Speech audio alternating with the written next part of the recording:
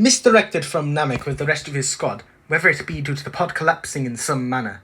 Captain Ginyu of the Ginyu Force's spacecraft would go off course, crash landing him into a far-off, distant world separate from that of Namek. In the outbreak of the crash, he'd be injured, stranded in the middle of nowhere, highly injured on a planet that he was uncertain of. His scouter was shattered, broken, and he was well out of his prime physique. He thought to himself as he clambered through a wasteland, "I'm not getting to fuck Jace anymore! Shit!" Eventually, emerging from the crash site, he would come across some house, watching as a figure would emerge from it, someone with a powerful key he could sense, that being Chi-Chi, who would be skeptical of the figure. After all, another similar person who wore similar armour was Reddit, who did kidnap her kid that one time. Ginyu thought to himself, she had a powerful key emanating from her, but at the same time his scout was broken, so he couldn't actually tell how strong she was. For all he knew, she could be having a power level of 5, and he could be screwed over, or she could one-tap him. Thinking fast, he'd spurge into action. Change now! Their souls would be switched, and immediately, Ginyu would get to action, attacking the now Ginyu-bodied Chi-Chi, killing her in an instant and now taking shelter in a home as he thought of his next actions to take. Her body was strong, he thought, but why was that? What I didn't know was that Chi-Chi can take Saiyan back shots. That's why her body was so strong. Meanwhile, back on Namek, things would go as normal, aside from Ginyu, allowing for Goku, Vegeta, and the others to take down the Ginyu Force with lesser difficulties, allowing for them to get the Namek Saga over with in a quicker fashion, returning to Earth as normal, alongside Dende, who was inside as the god of Earth. Woohoo! Goku and Vegeta going to Goku and Chi-Chi's home. Vegeta would sense a strong presence within the home. He wasn't too sure of what it was, for all Goku and Vegeta could see was that it was just Chi-Chi, but it wasn't Chi-Chi, it was actually that fella, Ginyu. "Wow, Chi-Chi," Goku would remark, "you've gotten much fatter since I last saw you." "Kakarot, something seems off about Chi-Chi. She's only made you a small dinner," Vegeta would say, squinting. He wasn't too sure of Chi-Chi. After all, hadn't she gotten so fat so fast?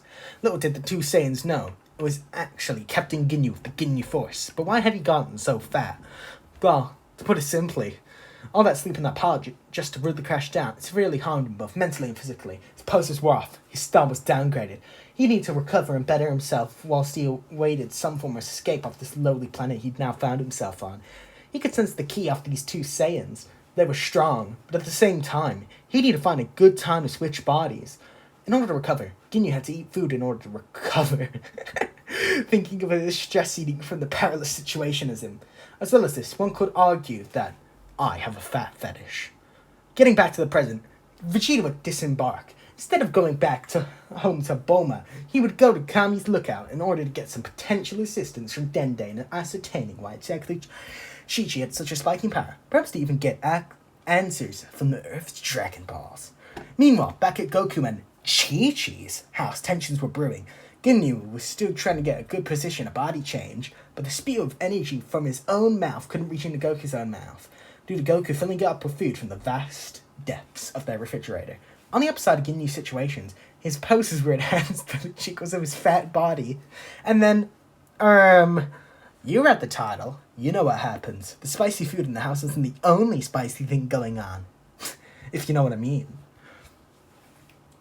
Elsewhere, in Kami's lookout, reproof from Dende, Vegeta would assemble the Dragon Balls, summoning Shenron. "Shenron, do you have an explanation of what's going on with Chi-Chi, Kakarot's wife?" Vegeta would ask. Mr. Popo and Dende would be standing by, vigilant. "Vegeta, your friend's wife, Kakarot, it's a guy." What do you mean that's a guy?" Vegeta would have a shocked expression painted across his face. What did they mean by this? What did Shenron mean by this? Chi-Chi, a man? That just couldn't be true. Dende, on the sidelines, would also similarly be shocked by this. Mr. Popo wasn't shocked, because he was into that stuff. "Well, Vegeta, her body was swapped with an alien." "What alien?" "Ginyu. Captain Ginyu of the Ginyu Force." "Well, what about Chi-Chi?" "Unfortunately, I'm sorry to say, she's passed away. She was murdered by the same alien." A weep could be heard from Mr. Popo. The two were devastated. Dende less so, but he wept alongside them to make them feel better. That's what a good god of Earth would do. With this news in hand, Vegeta would fly to Goku and Chi-Chi's house, now bursting into their bedroom. Goku was lying there, whilst Ginyu would be smoking a cigarette.